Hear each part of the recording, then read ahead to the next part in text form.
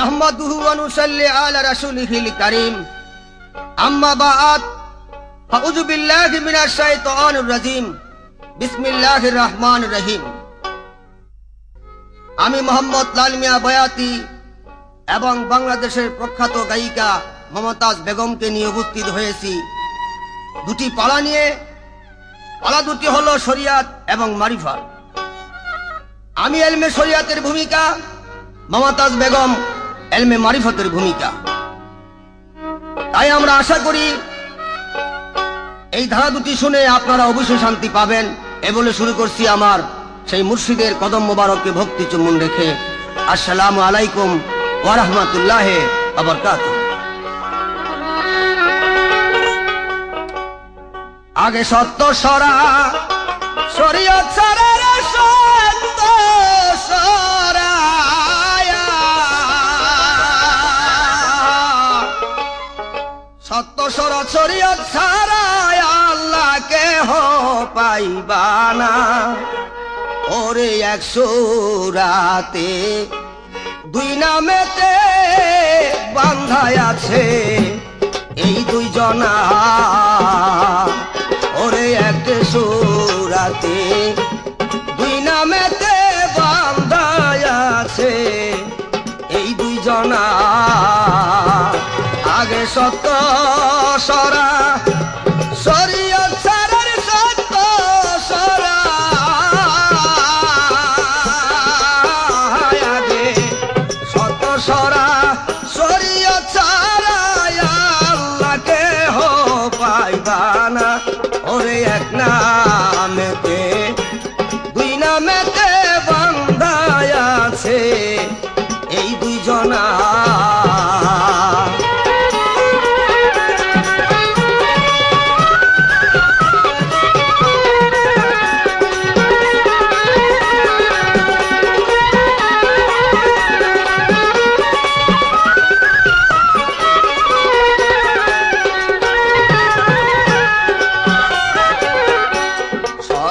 আইন সত্য জবানি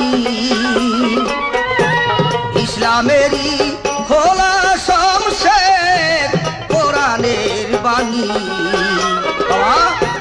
সরার আইন সত্য জবানি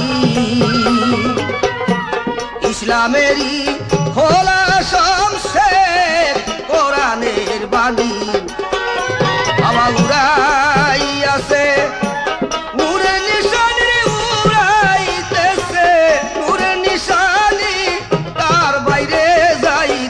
মানা। ওরে উড়াই আছে নূরে নিশানি রে উড়াই আছে,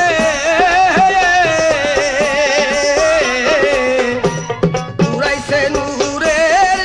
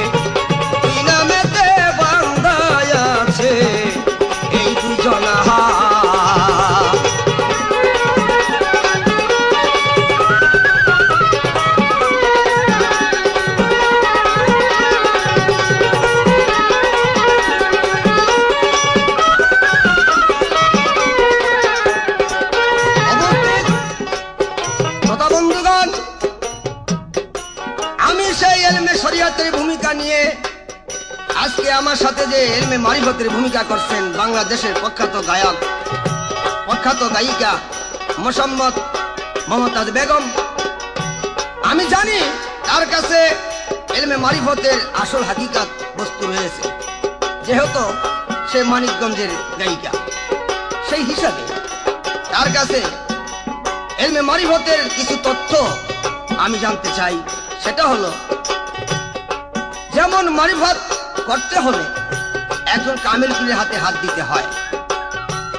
কামেল পীরের কাছে হাত দেওয়ার পরে পীর কেবলা তাকে প্রথমবারে কিছু জিজ্ঞাসা করে, তুমি যে আমার কাছে আসছো বায়াত হতে বা মুরিদ হতে, তোমার মনের আশাটা কি, তোমার আকাঙ্ক্ষা কি?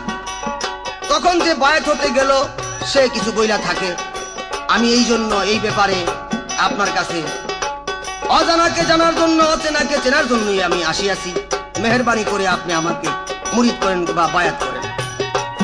তখন পীর কেবলা তাহাকে বলে, ঠিক আছে, এছাড়া তুমি যে জন্য আমার কাছে আসিয়াছো, ইহা ছাড়া কিন্তু আর কিছু আমার কাছে তুমি আকাঙ্ক্ষা আজিজি বা মিনতি করতে পারবা না, রাজি আছো? ভক্ত বললেন, জি বাবা, আমি রাজি আছি।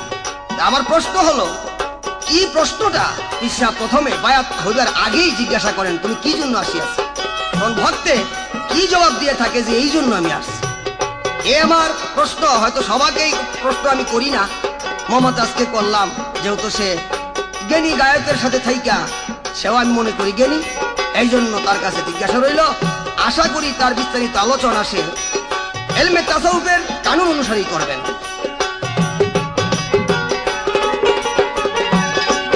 আগে সত্য সরা শরীয়ত ছাড়ে সত্য সরা, আগে সত্য সরা শরীয়ত ছাড়া আল্লাহ কেহ পাইবে না। ওই এক সূরাতে দুই নামেতে বান্দায় আছে এই দুজনা, ওর এক সূরাতে দুই নামেতে বন্ধায় আছে এই দুইজনা।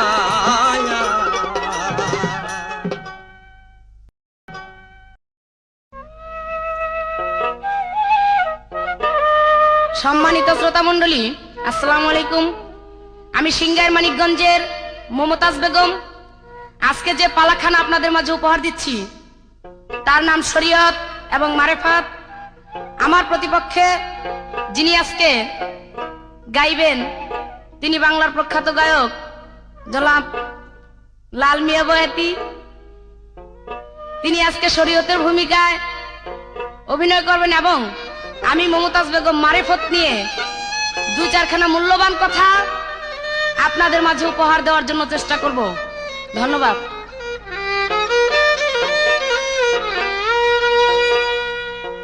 মাওলানা রুমি বলে, মাওলানা রুমি বলে, ওরে খুদার ভাব মিলে নাই মাওলানায় সরার কাজী বেটায়, কি বুঝিয়া পাল পালায় সরার কাজী বেটায়, কি বুঝিয়া পাল পালায় সরার কাজী বেটায়।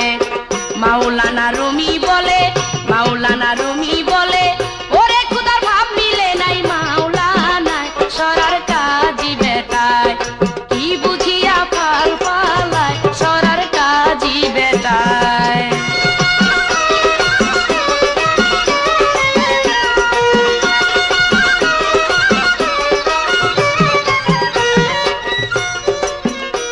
ওরে কাজ করিয়া পেট চালাইতে কিরে হুকুম দিয়াছে মাওলা, আয় কাজ করিয়া পেট চালাইতে হুকুম দিয়াছে মাওলা, ওরে আয়াত কইরা পয়সা খাইতে, কিরে আয়াত কইরা পয়সা খাইতে লেখিয়াছে কোন জায়গায় সরার কাজী বেটায়, কি বুঝিয়া পাল পালায় সরার কাজী বেটায়।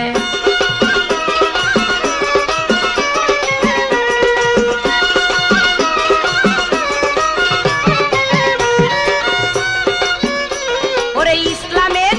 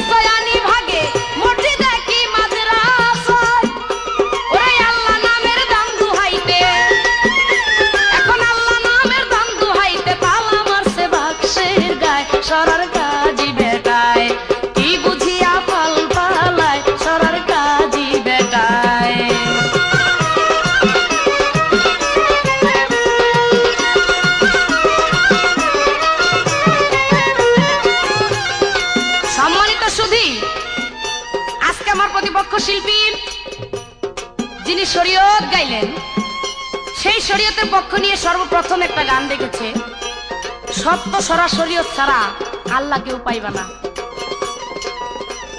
হয়তো বা ওনার শরীয়তের পক্ষ থেকে উনি ভালোই বলেছে, কিন্তু আমার কথাটা তেমন একটা ভালো লাগতেছে না। কারণ আমি জেনেছি, আমি পড়েছি, আয়াতের মধ্যে আছে, দলিলের মধ্যে আছে, লা ইয়াকবালুল্লাহি তাআলা আবাদিতাবাদ বেগাইর মারফুতুল্লাহি তাআলা ইন্নাকা নাল ফাসানা। অর্থাৎ হে মুমিন বান্দা, তুমি যদি 1000 বছর ভরেও ইবাদত করো, সে ইবাদতে 1 পয়সার মূল্য হবে না, যতক্ষণ পর্যন্ত তুমি মারফতে গিয়া গুপ্ত ইবাদত না করবা। গুপ্ত ইবাদত ব্যতীত আল্লাহ কোনো কিছুই পছন্দ করেন না। আপনার কাছে আমার জানার বিষয়, এই যে আপনি বললেন সত্য শরীয়ত ছাড়া আল্লাহ কেউ পাইবা না, আপনার এমন শরীয়তের মধ্যে গিয়া কোরআন এবং হাদিসের মধ্যে এমন কি প্রমাণ আছে, এমন কি আয়াত আছে যে আয়াতের মধ্যে আছে যে শরীয়ত ছাড়া আল্লাহ পাওয়া যায় না? আপনি যদি জানা থাকে তাহলে অবশ্যই বলবেন।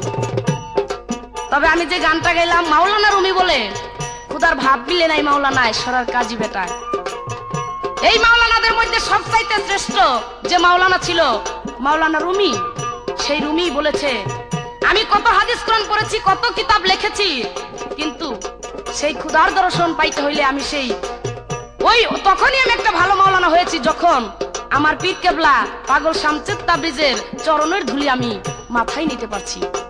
তাই আমি বলবো, দেখেন, শরীয়ত করেন, তাতে আমার কোনো বাধা নাই, কিন্তু আমার মারিফতের স্তরে না আসা পর্যন্ত আপনার ওই শরীয়তের 4 পয়সার মূল্য নাই। ইয়া হাদিস কুরআন প্রত্যেকটা জায়গায় পীর কামিল ওলি আল্লাহগণ সবাই বলে গেছে।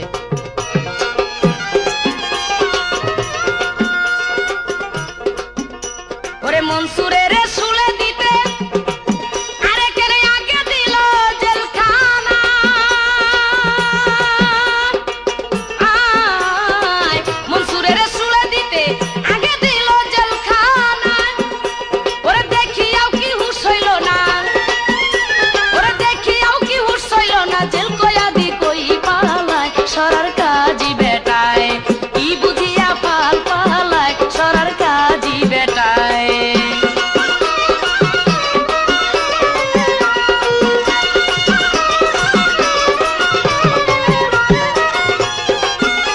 ওরে বেনামাজির হাতে নাকি আছে শরীয়তে খাওয়া দায়, বেনামাজির হাতে নাকি শরীয়তে খাওয়া দায়। দেখি হিন্দু ঘোষের মিষ্টি দধি, ওরে হিন্দু ঘোষের মিষ্টি দধি মিলাবে কেন আগে পায় সরার কাজী বেটায়, কি বুঝিয়া ফাল পালায় সরার কাজী বেটায়। শ্রোতামণ্ডলী, শরীয়তের মাওলানারা বলেন যে বেনামাজির হাতে খানা খাওয়া যায় না, কিন্তু দেখা যায় মিলাদ মাহফিলে এবং যে কোনো অনুষ্ঠানের মধ্যে হিন্দু ঘোষ, এই ঘোষের মিষ্টি সবচাইতে বেশি ভালো মিষ্টি, যার জন্য এই মিষ্টি নেওয়া হয়। কিন্তু সেই হিন্দু ঘোষ তো কখনো নামাজ পড়ে না, সে তো বেনামাজি, তাহলে সেইটা কিভাবে খায়? তারপর আরো বলেছে, কোরআনের মধ্যে আছে, আমার আল্লাহ বলেন যে তোমরা কোরআন পড়ে পয়সা খাও না, যে ব্যক্তি কোরআন পড়ে পয়সা নিবে কাল হাসর মাঠে রাত জিব্বাটা নিয়ে ছিড়িবে। কিন্তু বর্তমান মাওলানারা দেখা যায় কোরআন বিক্রি করে, কোরআনকে পড়ে তারপরে টাকা খায়। আবার এই মসজিদ মাদ্রাসার জন্য টাকা উঠায়, দানকারী গো মাতা পিতা সুখে রাখবেন কবরে, নূরের টুপি মাথায় দিয়ে উঠাবেন রোজ হাসরে। এগুলি বইলা বইলা টাকা উঠাইয়া এদেরকে যদি বলা হয় যে আপনারা যে এই মসজিদের জন্য টাকা উঠান, তাহলে আপনারা কি করে খান, আপনাদের জীবিকা নির্বাহ করেন কিভাবে? বলে কেন এই টাকার মধ্য দিয়েই 10 আনি 6 আনি ভাগ করি, 6 আনি মসজিদের কাজে লাগাই, 10 আনি আমরা নিজেরাই খাই। যার জন্য আমার কাছে খুব একটা এই শরীয়তটা পছন্দ হয় না। ও তাই হালাল হারাম বাসন কইরা আছে শরীয়তে আছে রাত, হাই রে হালাল হারাম বাসন করা শরীয়তে আছে রাত। ওরে কয়া বুলে দাওয়াত দিলে, ওরে কয়া বুলে দাওয়াত দিলে এক পাঞ্জা থেকে না খায় সরার কাজী বেটায়, কি বুঝিয়া ফাল পালায় সরার কাজী বেটায়। সম্মানিত সুধীর, এইবার শরীয়তের মাওলানা সাহেব সর্বপ্রথম আমাকে একটি প্রশ্ন করেছেন আমার মারফত সম্বন্ধে। তার প্রশ্ন হচ্ছে, যখন একটা পীরের কাছে কোনো ব্যক্তি বায়াত হইতে যায়, পীর তাকে সর্বপ্রথম বলে, বাবা তুমি যে আমার কাছে এসেছো, কেন এসেছো, কোন আশা করে? কি পাওয়ার জন্য? আমাকে প্রশ্ন করেছে, তখন শিষ্যে বা ভক্তে কি জবাব দেয়? আমি আপনাকে বলবো, ভক্ত তো আর এক প্রকার নয়, ভক্ত কয়েক প্রকার। যার জন্য যার জ্ঞানের পরিধি যতখানি সে ওইরকম জবাব দেয়। কেউ বলে আল্লাহকে পাওয়ার জন্য, কেউ বলে আমার নিজকে নিজে চিনার জন্য, কেউ বলে মুত্তাকিনের রাস্তা বা সোজা রাস্তা পাওয়ার জন্য, কেউ বলে পীর কেবলাকে আপনাকে পাওয়ার জন্য। তাই যার জ্ঞানের পরিধি যেখানে, যার জ্ঞান যতটুকু, সে ওই রকম জবাবই দিয়ে থাকে। আশা করি আপনার প্রশ্নের জবাব হয়ে গেল। এবার ছোট্ট করে একটা কথা আপনার কাছে আমি জানতে চাবো। এই যে আপনি শরীয়তের সর্বপ্রথমই একটা বিধান হলো কোরআন। কোরআনে নাকি আল্লাহর বাণী, আল্লাহ সমস্ত কথা কোরআনে বলেছে, শরীয়তের মাওলানারা বলে। কিন্তু আপনার কাছে আমার জানার বিষয়, আল্লাহ কি কোরআনের মধ্যে কথা বলেই শেষ করছে, আর কি আল্লাহ কথা বলে না? যদি কথা বলে তাহলে কার মাধ্যমে, কিসের মাধ্যমে, আল্লাহ কিভাবে কথা বলে আপনার কাছে? এই একটা প্রশ্নে জানার বিষয়। আশা করি সুন্দরভাবে তার মীমাংসা করবেন। মাওলানা রুমি বলে, মাওলানা রুমি বলে, ওরে খোদার ভাব মিলে নাই মাওলানা সরার কাজী বেটায়, কি বুঝিয়া ফাল ফালায় সরার কাজী বেটায়, কি বুঝিয়া ফাল ফালায় সরার কাজী বেটায়, কি বুঝিয়া ফাল ফালায় সরার কাজী বেটায়।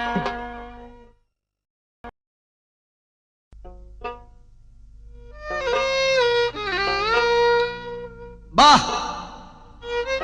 আমার বিপক্ষের গায়িকা মমতাজ বেগম সে এলমে মারিফতের ভূমিকা নিয়ে শরিয়াতকে একেবারেই তুচ্ছ মনে করলো। শরিয়াত তার কাছে ভালো লাগে না। ভালো লাগে না এটার একটা কারণ আছে, সেটা হলো শরিয়াতের কানুন হলো কঠিন। সময় মতো ঘুম হইতে উঠতে হয়, সময় মতো ওযু করতে হয়, ঠান্ডা পানি শরীরে ব্যবহার করতে হয়, তারপরে আরো ভোর রাত্রে উঠতে হয়। অনেক রকমের কানুন আছে, পাক পরিচ্ছন্ন থাকতে হয়। এগুলি তার কাছে ভালো লাগে না, কারণ শরীয়তের কানুন এগুলা। কই যে এটা ভালো লাগে না, আমি না পাক টাবাক থাকলেই আমার কাছে ভালো লাগে। এটা তো ইসলামের বিধান নয়, সেটা হলো খ্রিস্টানদের বিধান। তারা খারিয়া প্রস্রাব করে, তারা প্রস্রাব করে ঢিলা কুলুপ ব্যবহার করে না, এবং পাউডার বুডার দিয়ে বাড়ি হয়ে যায় বাথরুমের থেকে। কিন্তু ইসলামের বিধান না। আল্লাহ পাকের পবিত্র কোরআন যে ব্যক্তি মানে সে তো মুসলমান, আর যে আল্লাহ পাকের পবিত্র কোরআন মানে না সে তো মুসলমান না।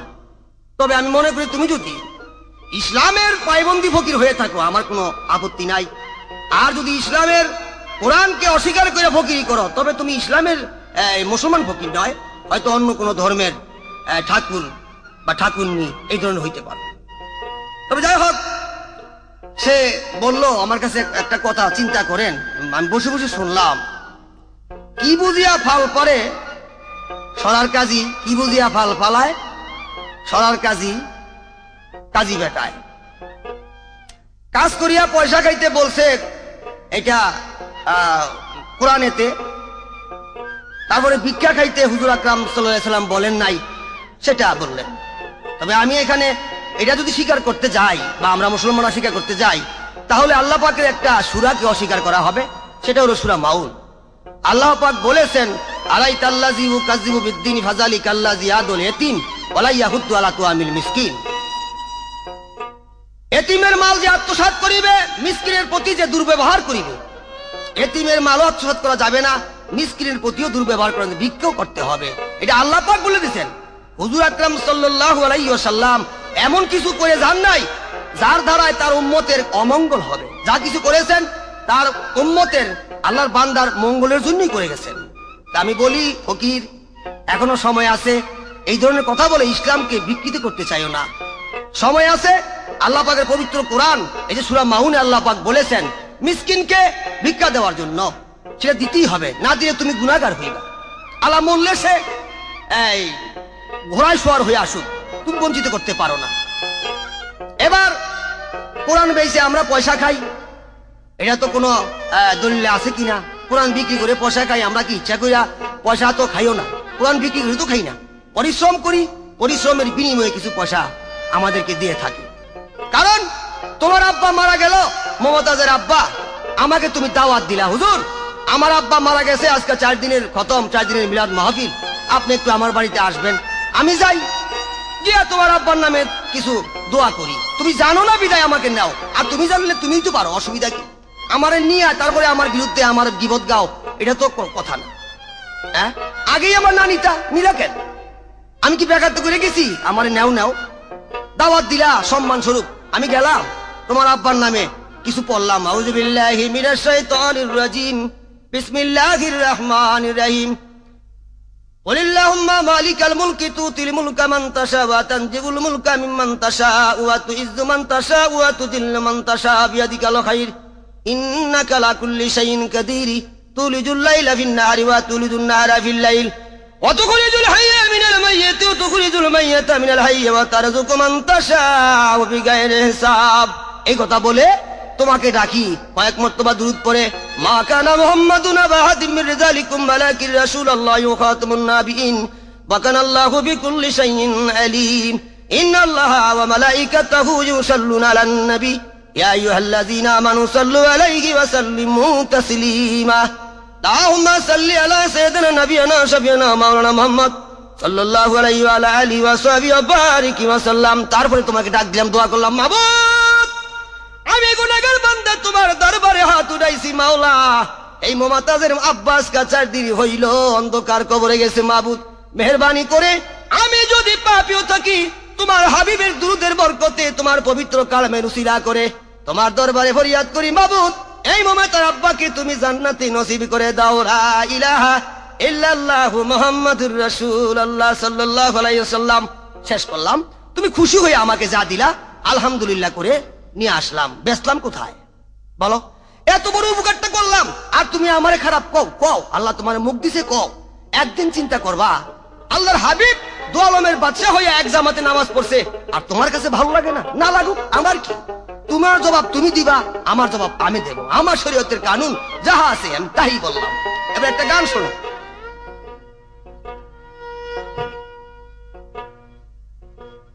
নবী দু আলমের বাদশা হইয়া এক জামাতে নামাজ পড়ে, নবী দু আলমের বাদশা হইয়া এক জামাতে নামাজ পড়ে, দিয়া কি বাবার দোহাই পাইবারে হাই রোজ হাসরে, দিয়া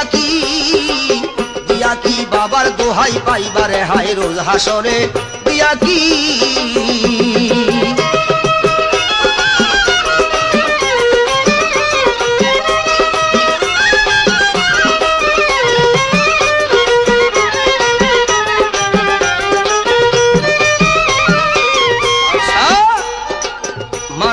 পাঞ্জে গানা আর সিয়াম সাধনা,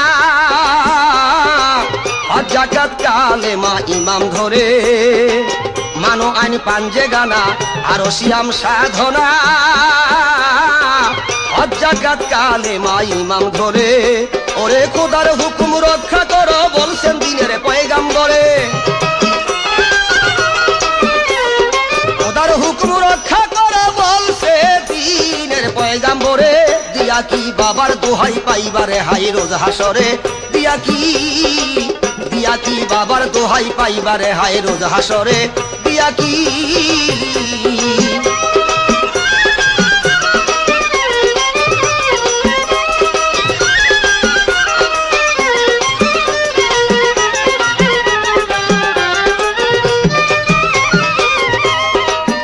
বাবা যে ফকির নামাজ সারা কোরআনের ইশারা, সাকা সাকা ফের তারা এ সংসারে, যে ফকিরি নামাজ সারা কোরআনের ইশারা, সাকা সাকা ফের তারা এ সংসারে, ওরে বাবা দুরূদ পড়ো তাজিম করো বেল গায়ে বয়ে কিন করে, দুরূদ পড়ো তাজিম করো বেল গায়ে বয়ে কিন করে, দিয়া কি বাবার দোহাই পাইবারে হাই রোজ হাসরে, দিয়া কি বাবার দোহাই পাইবারে হাই রোজ হাসরে, দিয়া কি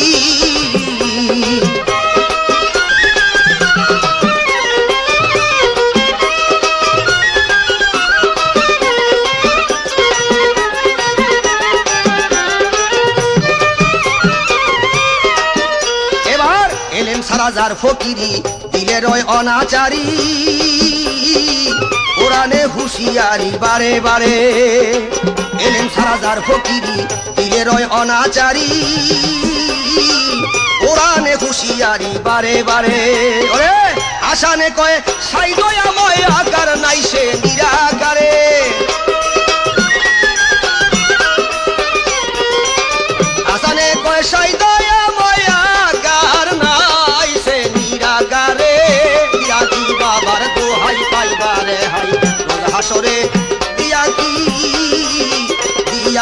বাবার দোহাই পাইবারে হাই রোদ হাসরে দিয়া কি।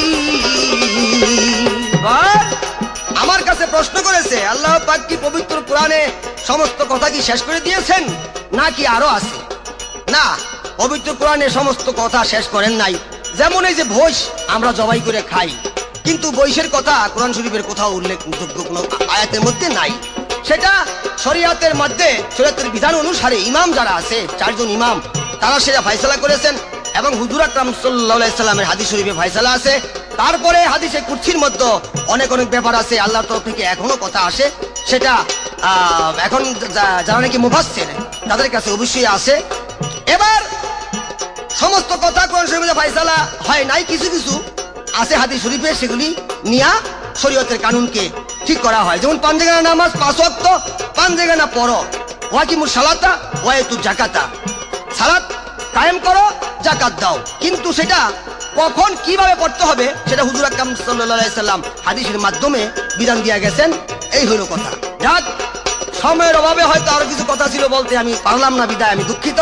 এবার আমার প্রশ্ন হলো, ফকির সাহেব ফকিরি করো, আমার কোনো বাধা বিপত্তি নাই, আমি এটা ভালোবাসি, তবে আইনের ভিতরে থাকতে ভালোবাসি।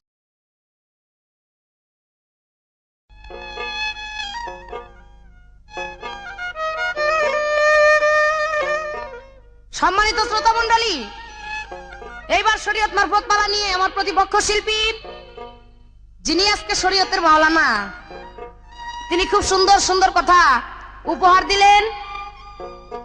তবে তার মধ্যে কিছু ওয়াজ করেও আমাদেরকে শোনাইলেন।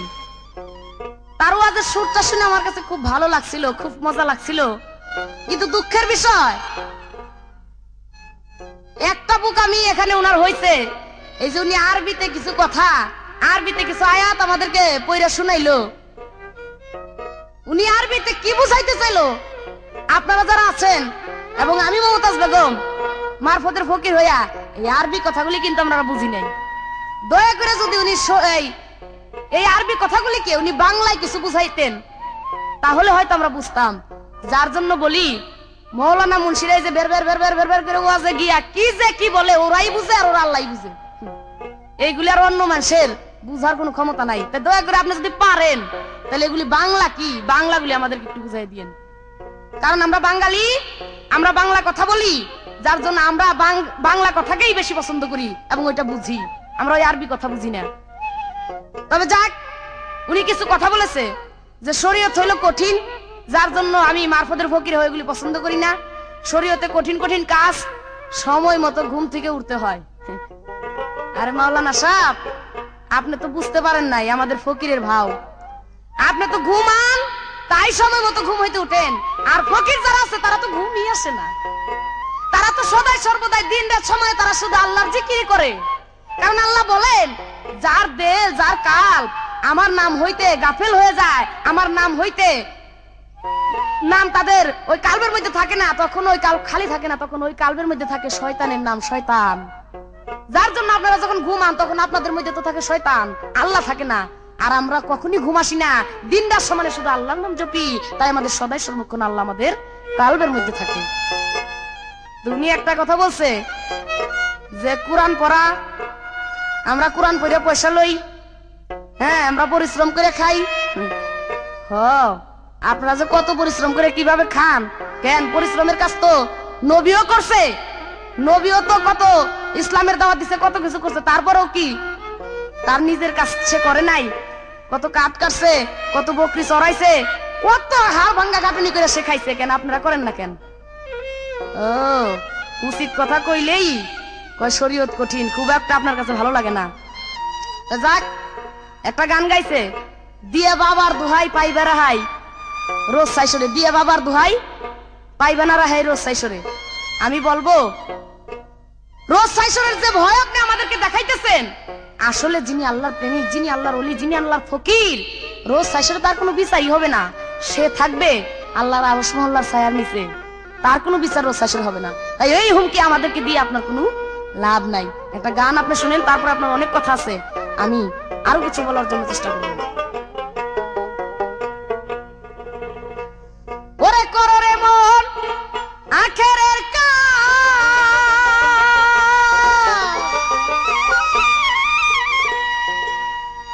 করো রে মন আখেরের কাজ ধ্যান যুগে হয় দিলের নামাজ।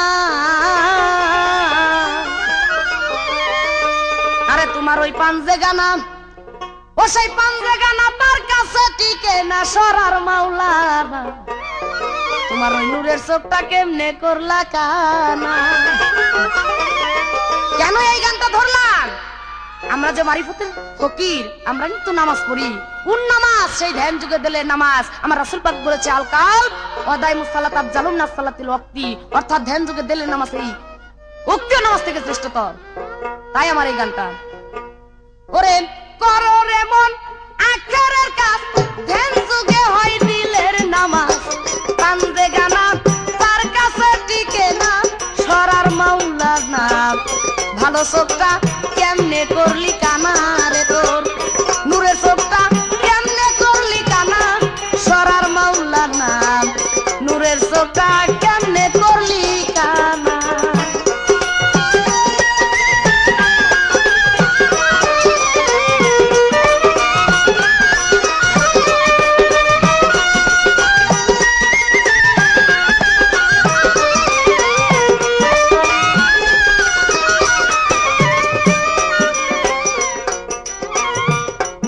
তাই বলছে হাদিস বিস্তারিত, হুজুরি কালে ব্যতীত উশিন কালেও নামাজ তোর হবে না। হাই রে উশিন কালেও নামাজ তোর হবে না। ওরে বলছে হাদিস বিস্তারিত, হুজুরি কালে ব্যতীত রে বেটা উশিন কালেও নামাজ তোর হবে না। হাই রে উশিন কালেও নামাজ তোর হবে না। তবে কেন গাউসুয়ারি, তবে কেন গাউসুয়ারি সমাজকে দেখো নামাজ পড়ি। সিদ্ধ বীজে সুফসল হবে না রে তোমার, সিদ্ধ বীজে সুফসল ফলবে না সরার মাওলানা। ভালো চোখটা কেমনে করলি কানা রে তোর, ভালো চোখটা কেমনে করলি কানা সরার মাওলানা। নূরের চোখটা কেমনে করলি কানা?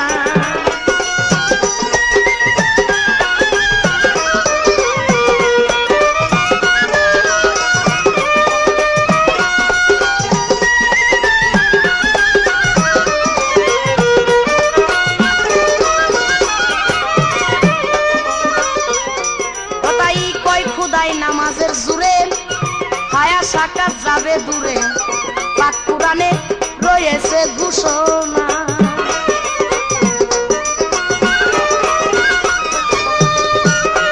ওরে কয় খুদাই নামাজের জুরে ও তোর হায়া সাকাত যাবে রে দূরে, পাক কুরআনে রয়েছে ঘোষণা।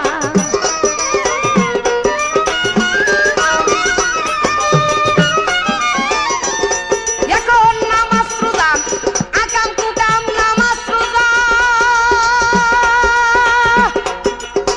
আকাম কুকাম নামাজ রোজা একসাথে বান্ধিয়া বুঝা।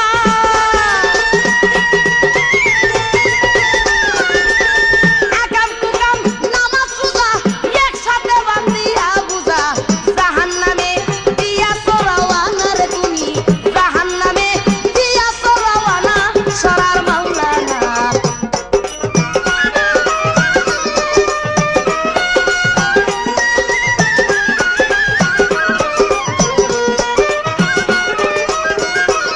কি বলে যে ফকির এরা ঢিলা কোনো ব্যবহার করে না? সত্য কথাই বলছে। আসলেই ফকির পীর ফকির আউলিয়া যারা তারা আসলে এগুলি করে না। কারণ কি জানেন? পীর ফকির আউলিয়াদের যে ঢিলা ক্লবের প্রয়োজন হয় না, কারণ তাদের যে প্রস্রাব, এই প্রস্রাব দিয়ে মেশকু জাফরানের গ্রাম করে। কারণ আমার নবী পাক তার প্রস্রাব দিয়ে মুখের থুতু দিয়া মেশকু জাফরানের গ্রাম কইতো, এবং এগুলি খাওয়ার জন্য অনেক ভক্ত তার কাছে গিয়া জোরহাত করে দাঁড়ায় থাকতো। যার জন্য পীর ফকির ওলি আল্লাহ যারা তাদেরও এই অবস্থায়। আর আপনারা মৌলবী মোল্লা যারা থাকো দুর্গন্ধ দুর্গন্ধ দূর করার জন্য ঢিলাগুলো করবেন না, আমাদের ওগুলি দরকার নাই। উনি বলেছে আমার প্রশ্ন ছিল কোরআনের মধ্যে কথা বলে শেষ করছে না, আরো কথা বলে। উনি বলছে আল্লাহ মুফাসসিরদের সাথে কথা বলে। আপনার কাছে আমার জানার বিষয়, কয়েকজন মুফাসসিরের নাম বলবেন যে কাদের সাথে আল্লাহ কথা বলে। এই মুফাসসিরগুলি কারা? আমার কাছে প্রশ্ন করেছে যে আপনার মারিফতের মধ্যে যে চিশতিয়া তরিকা, হযরত খাজা মঈনুদ্দিন চিশতি রাহমাতুল্লাহ আলাইহি ওনার যে তরিকাটা আছে, এই তরিকার মধ্যে মুরিদ হইলে সর্বপ্রথম কি সবকটা দেয়? এই সবক কি শরীয়তের মতে?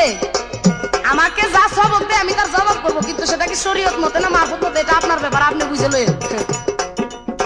চিশতিয়া তরিকার মধ্যে মুরিদ হইলে শুধু একটা সবকই সর্বপ্রথম দেয়, যে নিজকে নিজে চিনা। নিজকে নিজে চিনাই হলো সবচাইতে বড় জিনিস। যে নিজকে নিজে চিনছে সে আল্লাহকে চিনছে, সে রাসূলকে চিনছে। তাই কুররাতিন আইনি ফিস সালাত হাদিসটার কি আছে সাক্ষাৎ, পাক নবীজির পাক মুখের ঘোষণা। হাই রে পাক নবীজির পাক মুখের ঘোষণা। কুররাতিন আইনি ফিস সালাত, এই নামাজে বান্দার চক্ষু শীতল হয়। আপনার কাছে আমার জানার বিষয়, হে মৌলানা সাহেব, আপনার কি নামাজে গুরু চক্ষু শীতল হয়? আর চক্ষু যদি শীতল হয়, কি দেখে শীতল হয় বলবেন একটু দেখি, আপনি কেমন নামাজি? ও তাই কুররাতিন আইনি ফিস সালাত হাদিসটার কি হই সেরে সাক্ষাৎ, পাক নবীজির পাক মুখের ঘোষণা।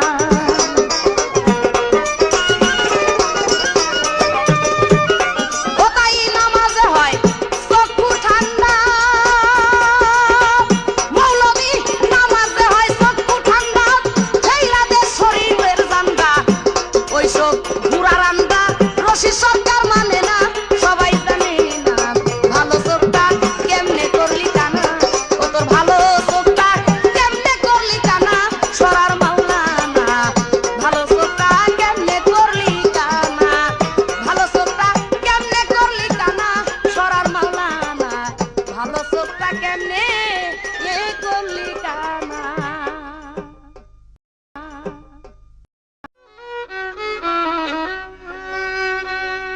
ধন্যবাদ ফকির সাহেব, যেভাবে নাকি ভূমিকা করতেছেন ফকিরের, এতে আমি মনে করতেছি যে এই ফকির আসলে ইসলামের বিধানকে পরিপূর্ণভাবেই সে হাই করে চলতেছে এবং সে মানতে চায় না বা মানে না। বললেন যে আমি ফকির হইয়া এই আরবি বুঝতেছি না বা বুঝি না।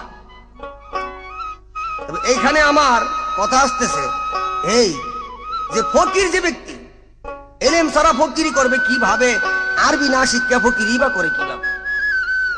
কোরআন যে তাফসীর করতে পারে না, কোরআন যে তেলাওয়াত করতে পারে না, কোরআনের শানে নজুল যে জানে না, এবং কোরআনের এই যে কি আছে, যেই তত্ত্ব তালিম আছে তার শিষ্যদেরকে সে দিবে, এগুলি কোরআন ছাড়া কি দিব? আমি তো বুঝি না। যা কিছু আছে কোরআনে তো আছে, তো বুঝে না যখন, তাই আর কম কি? আরবি বুঝে না কি বুঝো? ইংরেজি বুঝো? তুমি কি ইংরেজি ফকির? হ্যাঁ, খ্রিস্টান ফকির কোন? তুমি তো মুসলমান ফকির, তোমার তো কোরআন বোঝা উচিত। কারণ মুসলমান ফকির হইলে তোমার কোরআনের তাফসীর জানতে হবে, কোরআন শিক্ষা করতে হবে, কোরআনের হাদিসের আলো তোমার ভিতরে থাকতে হবে। হুজুর আকরাম সাল্লাল্লাহু আলাইহি সাল্লামের একদম খাঁটি মুসলমান, ওনার খাঁটি উম্মতি মুহাম্মদীতে দাখিল তোমার থাকতে হবে। কাজেই তুমি যখন বুঝো না, তো না বুঝলে আর কইয়া কি করবো? না বুঝলে একদিন বুঝবা, যেদিন তোমার সাথে কেউ থাকবে না ফকির, একাই চলে যাবে অন্ধকার কবরে। এবার বললেন যে হাসরের দিন কি বাবার দোহাই দিয়া পাবো নাকি? হ্যাঁ, ফকিররা ওই ব্যস্তের আশা করে না। তারা কি ফকিরের প্রস্রাব থেকে নাকি মেসকো আম্বারের ঘ্রাণ আসে? হ্যাঁ, এটা আমি স্বীকার করি, 100 বার 2 কোটি বার স্বীকার করি। কিন্তু তুমি বলো তো, ওই ফকিররা কি এই পবিত্র কোরআন তেলাওয়াত করেন নাই? ওই ফকিররা কি হুজুর আকরাম সাল্লাল্লাহু আলাইহি সাল্লামের হাদিস এগুলি তাফসীর করেন নাই? তুমিও তো মাঝে মাঝে দেখতাছি এই হাদিসের কোরআনের কিছু কিছু কালাম পড়তেছো, এগুলি কই থেকে? এগুলি দিয়া গেছে বিদেশে না, এটা আল্লাহর হাবিব দিয়া গেছে বিদেশে তেলাওয়াত করতে পারতেছো না, দিলে কই থেকে কি করতা বলো? এবার আমার কাছে প্রশ্ন করলেন, আমি বলছিলাম যে হ্যাঁ, কোরআনে যাহা আছে কিছু কিছু আছে কোরআনে দেওয়া হয় নাই, সেগুলি হাদিস থেকে মুফাসসির যারা আছেন, ইমাম যারা আছেন তারা ফয়সালা করে দিয়েছেন ইসলামের বিধান। এবার বললেন, আমার কাছে প্রশ্ন রাখলেন, তাহলে কয়জন মুফাসসিরের কাছে আল্লাহ পাক বলছেন? এটা সংখ্যা দিয়ে আর কি বলবো, বহু বহু মুফাসসিরের কাছে আল্লাহ পাক আলোচনা করেছেন। যেমন হযরতি ইমাম আবু হানিফা, ইমামে আজম রহমতুল্লাহ আলাই, উনি 100 বার আল্লাহ পাককে স্বপ্নের যুগে দেখেছেন। আল্লাহ পাককে জিজ্ঞাসা করেছেন যে আচ্ছা বলেন তো বারে লাগি পৃথিবীতে সবচেয়ে বড় ইবাদত কি? উনি বলেছেন, আল্লাহ পাক বলেছেন কোরআনের তেলাওয়াত। কোরআন যে তেলাওয়াত করে সে আমার সাথে কথা বলে। কাজেই আমি বলি, ফকির সময় থাকতে এখনো আল্লাহর হাবিবের নির্দেশ অনুসারে ফকিরি করো, আমার কোনো আপত্তি নাই। তাহলে আল্লাহর হাবিব তোমার সন্তুষ্ট থাকবে। আর নতুবা নিজের গায়ের জোরে নিজের মন গড়া ভাবে করতে চাইয়া, মানে মুখ দিয়া বলবা একরকম, হাদিস কোরআনও বলো কিন্তু করতে চাও না, এটা কোনটা? কাজে আর কথায় যে ঠিক আছে তার ফকির ঠিক আছে, আর যে কাজে কথায় ঠিক নাই তার তো কিছু না। যাই হোক, তারপরে এই নামাজের মধ্যে চোখ তোমার শীতল হয় কিনা? হ্যাঁ, অবশ্যই হয়। এবার একটা গান গাই, তারপরে আশা করি এটা অবশ্যই তুমি বুঝবা। জিন পরিয়ার ফেরেশতারা নূরে হয় সৃজন, নবী নূরে হইল খোদার এই 14 ভুবন। জিন পরিয়ার ফেরেশতারা নূরে হয় সৃজন, নবী নূরে হইল খোদার এই 14 ভুবন।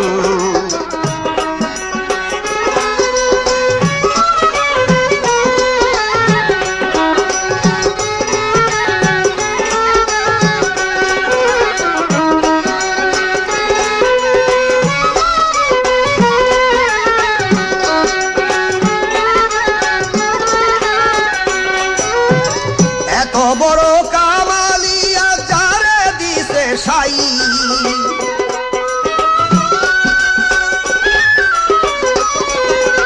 বিদুয়ার এই জগতে কাউরে তো দেয় নাই।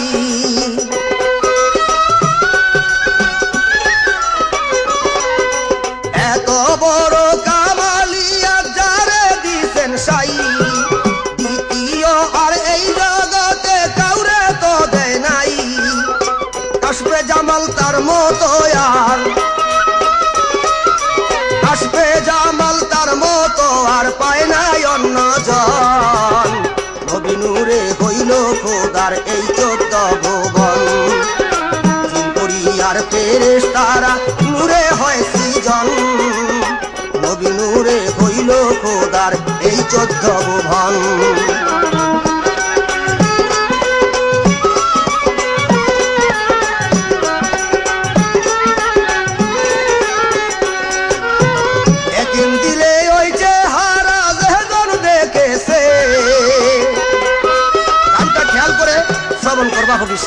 আমি আশা করি বাবা, একেন দিলে ওই চেহারা যেজন দেখেছে, খাদ্য তুকের সাধ্য জোকের আগুন তাহার হারাম হইয়াছে।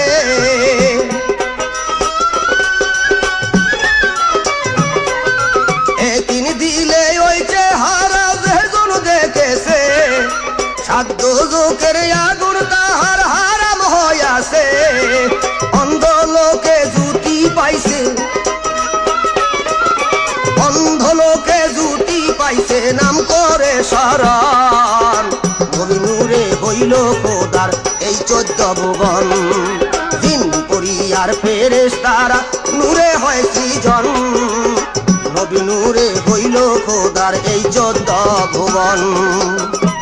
আমার প্রশ্ন এবার ফকির সাহেবের কাছে, ফকির ফকিরি করো, আমার কোনো আপত্তি নাই। আমার প্রশ্ন, এই যে চিশতিয়া তরিকা মতে তোমাকে সবক দিয়ে থাকেন যে নিজকে নিজে চেনো, মান আরাফা নাফসাহু ফাকাদ আরাফা রাব্বাহু, নিজকে নিজে চিনলেই তোমাকে তুমি চিনলেই রবকে তোমার চেনা হয়ে যায়।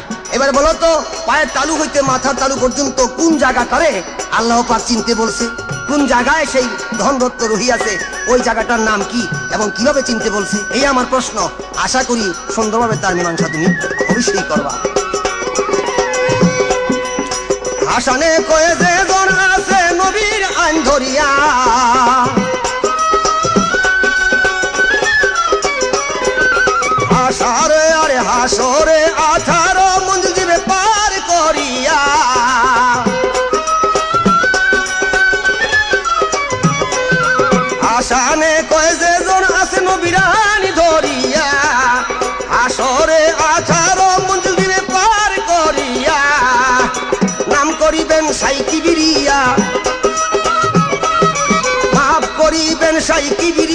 নবীর উম্মতগণ, নবী নূরে হইল খোদার এই 14 ভুবন। জিন পরি আর ফেরেশতারা নূরে হয় সৃজন, নবীর নূরে হইল খোদার এই 14 ভুবন। নবী নূরে হইল খোদার এই 14 ভুবন।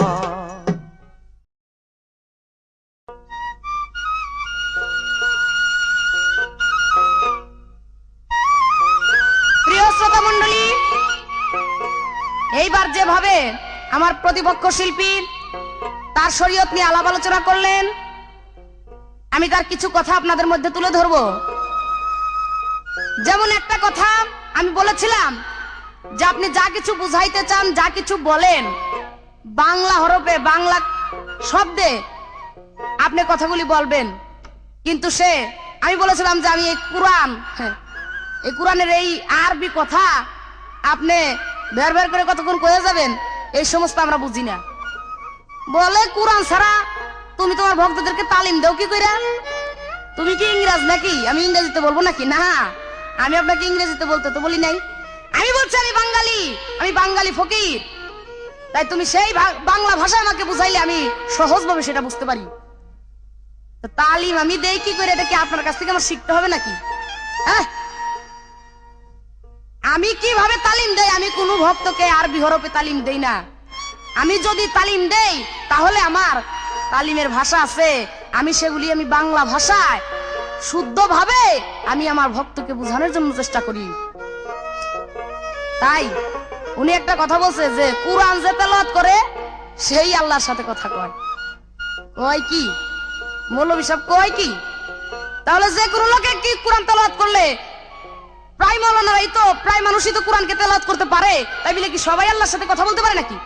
হ্যাঁ, এই সমস্ত বেহায়া কথা আমি ফকিরের পানে সয় না। তারপরও আপনাকে বলবো যে এই সমস্ত চাপাবাজি করলে আমার কাছে আপনার টিকবে না এই কথা। আপনি এই সমস্ত কথা আপনার মৌলভী যারা আছে তাদের কাছে বললেন, কারণ আপনার কাছে যে প্রমাণ চাইছি আপনি এই সমস্ত প্রমাণই তো আমাকে দিতে পারেন নাই। আর এই যে কথাটা বললেন, এই কথারও কোনো প্রমাণ আপনি দিতে পারবেন না।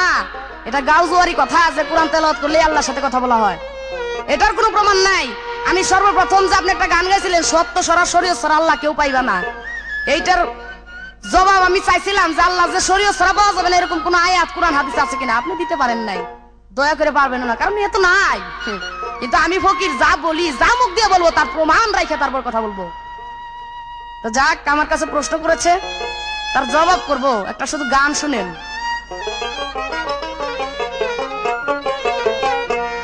ওরে তুমি না জানিয়া এই মূল কাহিনী কেন করো তালিবালি, ব্যাঙ্গের মতো কেন করো ফালাফালি? ওগো মুসল্লি, ব্যাঙ্গের মতো কেন করো ফালাফালি? ওগো মুসল্লি, ব্যাঙ্গের মতো কেন করো ফালাফালি?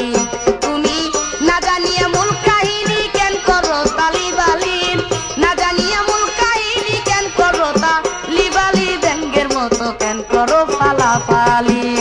ওগো মুসল্লি, ব্যাঙ্গের মতো কেন করো ফালাফালি?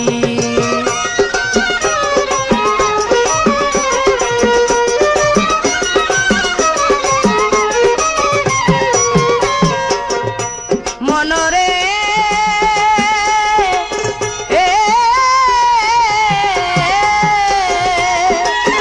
ওরে আমি কি বলবো, হুজুরের স্বভাব সুদের টাকায় করিয়া লাভ, লম্বা দাড়ি গোল টুপি মাথায়। মনরে ওরে আমি কি বলবো, হুজুরের স্বভাব সুদের টাকায় করিয়া লাভ, লম্বা দাড়ি গোল টুপি মাথায়। ওরে ঢিলা ঢালা পাঞ্জাবি গায়ে অন্তরে কয়লার কালি,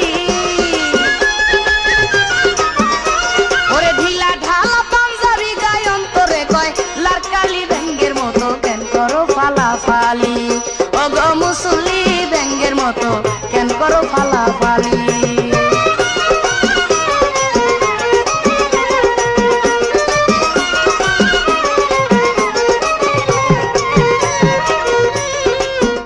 মনরে ওরে লুভি মা, আরে কত হুজুর নামের ভেষ ধরিয়া জুব্বা জুব্বা গায়ে আলেম সাজিয়া বাক্স লইয়া রাস্তায় গেছে চলি। ওরে কত হুজুর নামের ভেষ ধরিয়া এই মৌলানা জুব্বা গায়ে আলেম সাজিয়া বাক্স লইয়া রাস্তায় গেছে চলি। পুরা লিল্লা নামের দুহাই দিয়া সাইজা গেছে কাঙ্গালি। পুরা লিল্লা নামের দুহাই দিয়া সাইজা গেছে কাঙ্গালি। ব্যাঙ্গের মতো কেন করো ফালাফালি, ওগো মুসল্লি ব্যাঙ্গের মতো কেন করো ফালাফালি। কি বলবো ওনাদের কথা, ওনাদের কথা বলতে গেলে শুরুও নাই শেষও নাই। কত হুজুর দেখি, একদিন আমি গান করতে যাইতেছি, হঠাৎ করে দেখি গাড়ির মধ্যে বসে রয়েছি দল পার্টি লয়া, এক উনার মতো এক মুসল্লি এসে আমার পিছন দিয়ে মারছে ধাক্কা। আমি পিছের দিকে চাই, দিকে এক মুসল্লি। আমি বলে কিরে বাবা এরকম করে ধাক্কা মারলেন কেন? তোমার এই আল্লাহর ঘরে নিয়ে কিছু দিয়ে যাও। আমি না আপনাকে টাকা দেবো ঠিকই, কিন্তু এটা যে কথাটা আপনি বলতেছেন আল্লাহর ঘর, এইটা আপনার ভুল হইতেছে, এটা আর বলবেন না। বলে কেন? আমি বলি যে না ওটা তো আল্লাহর ঘর হইতে পারে না, কারণ ওই ঘর মানুষের হাতে করা, মানুষে সেই নেবেন ওই ঘর বানাইছে, ওটা আল্লাহর ঘর না। আল্লাহ যেটাকে বানাইছে তৈরি করছে সেইটা হইলো আল্লাহর ঘর। বলছে ঠিক আছে যাই হোক কিছু দেও। এখন এই কথা বললাম, এখন যদি টাকা না দেই তাহলে বলবো যে বয়াতিরা বুঝে টাকা দেয় না। এর জন্য 2টা টাকা বাইর করে বলে নেন, দেখি বাড়াই দিছে এক বাক্স, নিচে আবার তালা মারা। আমি তো কিরে বাবা আপনি টাকা নিবেন, যে টাকা দিয়ে হাতে করে নিতে পারেন, এই বাক্সর মধ্যে টাকা কেন আবার নিচে তালায় চাবি কই? আমাদের এক কমিটি আছে মৌলবীদের, এই কমিটির যে মূল সভাপতি তার কাছে চাবি রেখে দেয়। এখন এক সন্দেহ তো আমার মনের মধ্যে জায়গা গেল। আমি কই আপনি একটা সত্য কথা বলবেন, 2 টাকার যায় 10 টাকা দেবো, তার সত্য কথাটা বলবেন। বলে কি? আমি কই যে আপনার কাছে চাবি দিল না, তালা দিয়ে বাক্স পাঠাই দিল, সভাপতির কাছে চাবি। আপনার কি বিশ্বাস করে না, চোর মনে করে নাকি? এখন তো মৌলবী বলতে পারে না যে হ্যাঁ আমার চোর মনে করে, এখন তো করে, মানে করে বিশ্বাস করে, দেন সে কিছু দিবেন নাকি, মানে ওটা ধামাচাপা দিতে চায়। তাহলে আমি বলবো যে ইসলামের মধ্যে, যে শরীয়তের মধ্যে মানুষকে বিশ্বাস করে না, বিশ্বাস করে ওই বাক্সকে, এই শরীয়ত তো আমি মানি না, আমার 14 গোষ্ঠীও মানে না। তাই বলছি মনরে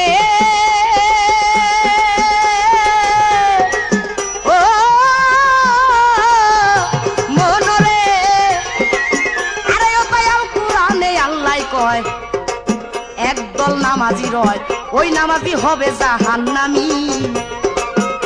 মনরে ওরে তাই আল কুরআনে আল্লাহ কয়, একদল নামাজি রয়, ওই নামাজি হবে জাহান্নামী। সূরা মাউন তার প্রমাণ হইল মমতাজ যাই বলি। ওরে সূরা মাউন তার প্রমাণ রয় মমতাজ যাই বলি। ব্যাঙ্গের মতো কেন করো ফালাফালি, ওগো মুসল্লি ব্যাঙ্গের মতো কেন করো ফালাফালি। আমাকে প্রশ্ন করেছে নিজকে নিজে চিনতে হয়, তোমার দেহের মধ্যে পা থেকে মাথা পর্যন্ত কোন জায়গাটা চিনতে হয়? নিজ নিজ যে কাকে বলে এটা আগে বুঝে নিবেন।